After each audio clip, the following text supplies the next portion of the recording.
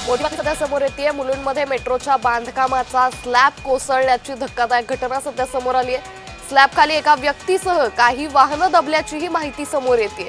त्यामुळे मुलुंडमधून ही धक्कादायक घटना समोर आलेली आहे। मुलुंडमध्ये मेट्रोच्या बांधकामाचा अचानकपणे स्लॅब कोसळला आणि या स्लॅब खाली वाहनं त्याचबरोबर व्यक्ती अडकल्याची माहिती सध्या समोर येते। तर पोलीस प्रशासन या ठिकाणी पोहोचलेलं आहे। त्यांच्याकडून मोठ्या प्रमाणात युद्ध पातळीवर हा स्लॅब हटवण्याचं काम सध्या केलं जातंय। मात्र यामुळे मेट्रोच्या बांधकामावर प्रश्नचिन्ह उपस्थित होत आहे। या संदर्भात अधिक माहिती घेऊयात आमचे प्रतिनिधी कुणाल भोईटे यांच्याकडून। कुणाल, मुलुंडमध्ये मेट्रोच्या बांधकामाचा हा स्लॅब कोसळला, काय अधिक माहिती? अंकिता, एकंदरीत पाहायचं झालं तर याआधी देखील मेट्रो प्रकल्पावर अनेक प्रश्नचिन्ह जे आहेत ते उपस्थित केले जात होते। मात्र ही गंभीर घटना म्हणावी लागेल, कारण मेट्रो प्रकल्प सुरू असताना मेट्रो पुलाचा काही भाग जो आहे तो कोसळलेला आहे, स्लॅब कोसळलेला आहे आणि याच्यामुळे मोठी दुर्घटना जी आहे ती घडलेली आहे। थेट हा स्लॅब जो आहे तो एका गाडीवर कोसळला आणि अशी माहिती मिळते की एक जण आहे तो मृत्युमुखी पडलेला आहे, तर दुसरा जो आहे तो गंभीर जखमी आहे। त्यामुळे या संदर्भात आता मेट्रो प्रशासन किंवा शासन अशा प्रकारे या सगळ्याची चौकशी करते हे पाहणं महत्वाचं असणार आहे।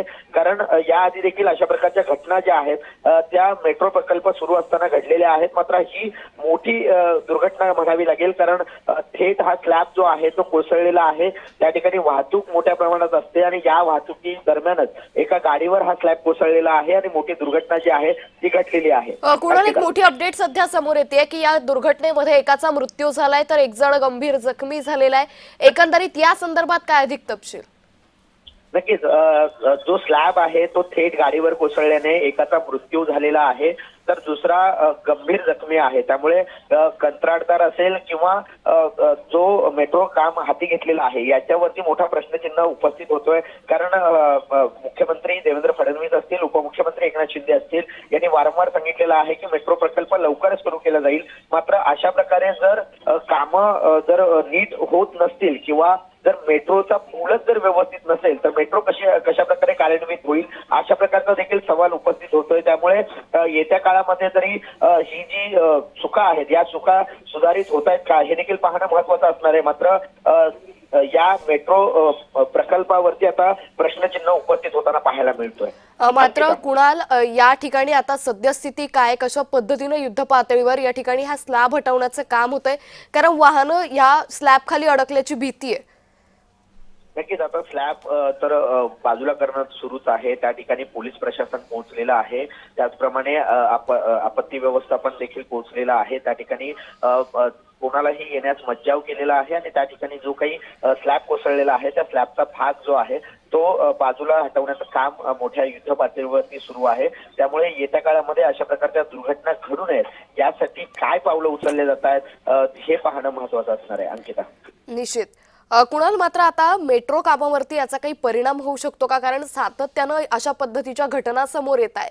त्यामुळे मेट्रो प्रशासनाकडून त्याचबरोबर शासनाकडून या संदर्भात काही उपाययोजना होऊ शकतात का?